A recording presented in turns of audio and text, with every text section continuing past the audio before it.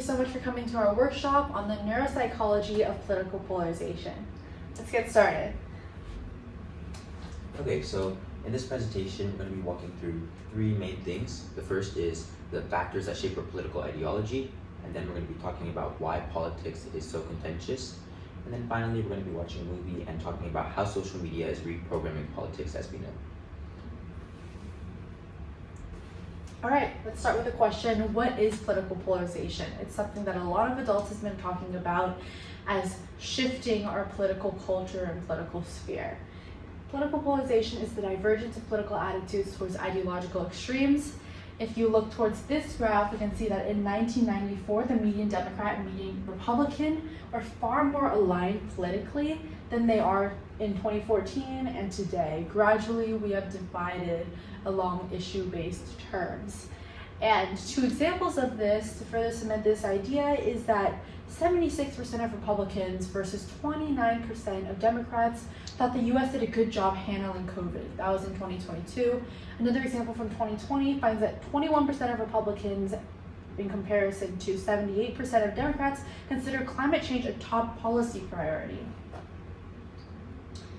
Another type of political division has recently emerged and come to define 21st century politics. That is affective polarization.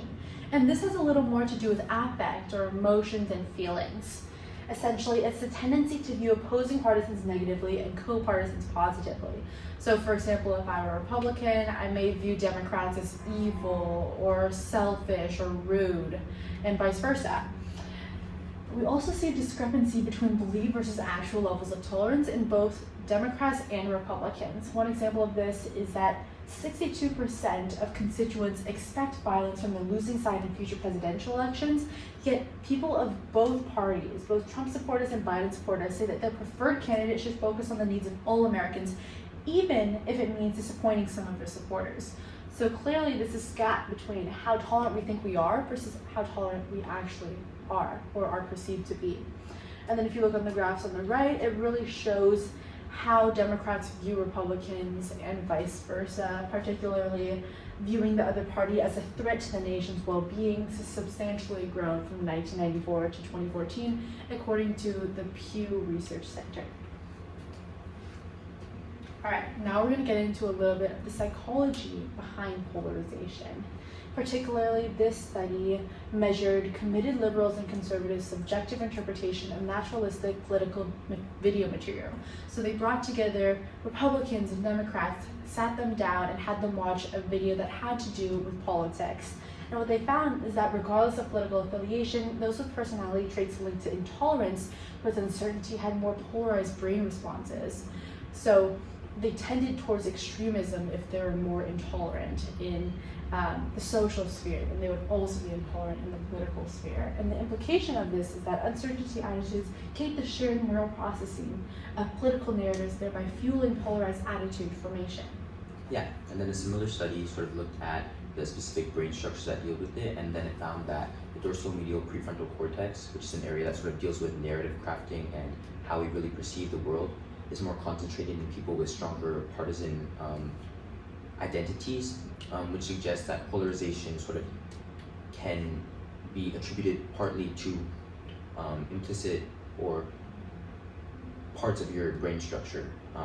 And these kinds of things in the dorsal medial prefrontal cortex will contribute to how polarized or how strong of an identity you feel. Personality can play a huge role in shaping your political ideology, so we want to look at what are some things that shape someone's personality. A few studies ranging from 1986 all the way to 2010 have found that political attitudes develop prior to a child's first year in school. And some of those things that help shape that in such an early part of someone's adolescence is non-shared environmental effects. This could be certain friendships, certain relationships with parents or adult figures. Another important thing is shared environmental effects. This could mean if two siblings were in the same environment growing up, that would be something that was shared. However, researchers analyzed why identical twins were so similar psychologically, and they found that the similarity was due to almost entirely genetics and not the environment. So We can also look at genetics to see how that shapes someone's personality, specifically behavioral genetics. And what studies have found, we got this from the National Library of Medicine in 2022, is that variants in the DRD2 and DRD4 genes have been linked to a desire to seek out new experiences, and KATNAL2 gene variants are associated with self-discipline and carefulness. And this can play a big role in trust, political trust, as well as other parts of someone's identity and values, and that can come to shape their political identity. Yeah, and just building onto that, Olivia sort of already mentioned this, but those factors can really influence our political participation, or how willing we are to participate in a cause, our political ideology, our political ambitions. Are we ambitious in the first place? If we're not, we probably won't have political aspirations, And then our trust in politics, our trust in politicians also influences our belief in politics and polarization heavily.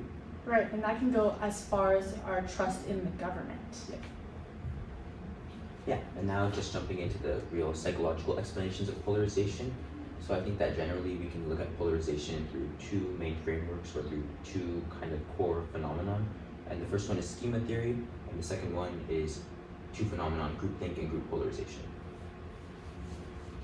So schema theory is kind of a theory that establishes that our behavior, the way we act, are sort of dictated by past experiences and knowledge that we have, and that's sort of grouped into categories, and then we apply those categories to our current experiences.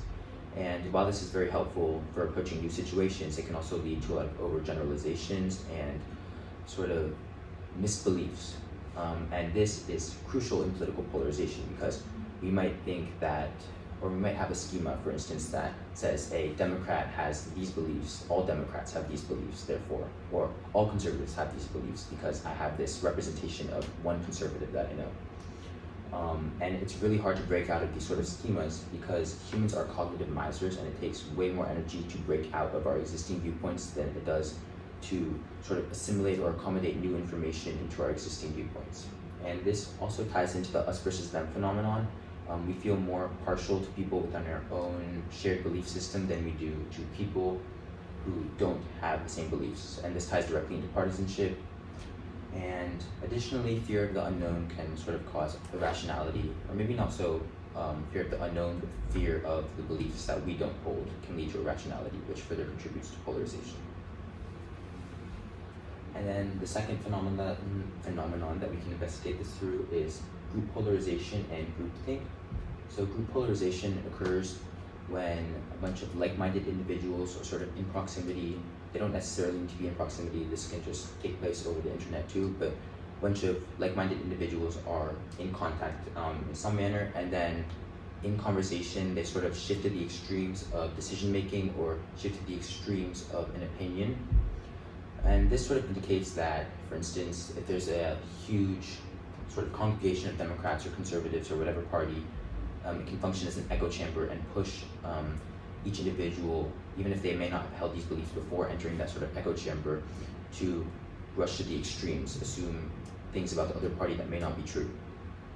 And then finally, we can also look at groupthink, which is a tendency to accept a viewpoint that represents a perceived group consensus. So you may think that other Democrats also hold this belief, and you identify as a Democrat, so therefore you must hold this belief too, even if you don't actually believe in this belief.